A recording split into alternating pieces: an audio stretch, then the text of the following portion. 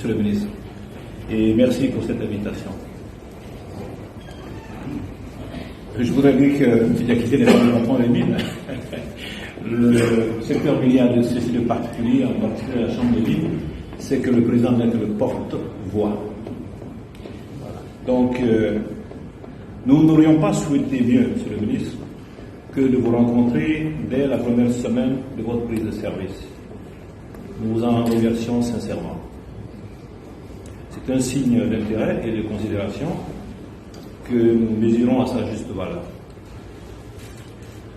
Je voudrais commencer par vous présenter au nom de l'ensemble des membres de la Chambre des mines de Guinée.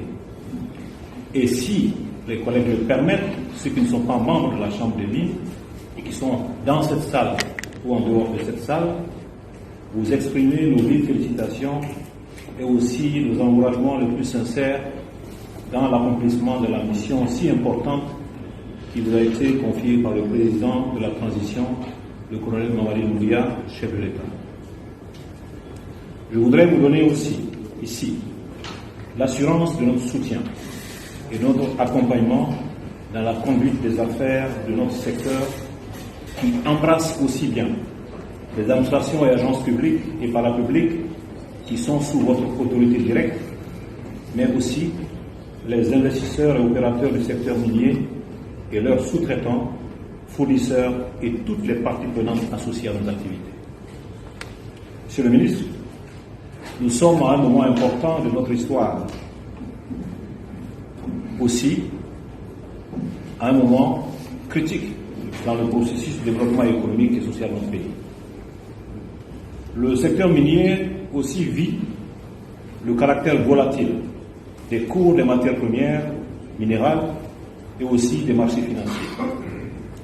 C'est dire que toutes ces sensibilités liées pour certains au contexte national et pour d'autres à des situations internationales dont la pandémie Covid-19 et les exigences récentes du développement durable liées notamment au changement climatique et aux règles de gouvernance, nous devons pouvoir intégrer harmonieusement nos choix et nos stratégies pour pouvoir valoriser au mieux le potentiel minier du pays et assurer une résilience de nos opérations.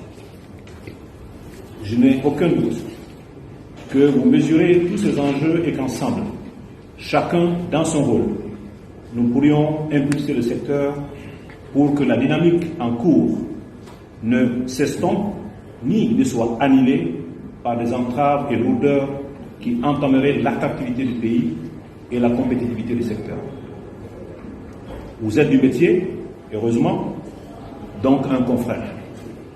Vous savez que les mines couvrent un ensemble de vocations qui, à présent, plus qu'avant, intègrent la conformité environnementale et sociale, la responsabilité sociétale, la primauté des chaînes de valeur avec la politique du contenu local, au centre, les droits humains. Toutes choses qui contribuent au désenclavement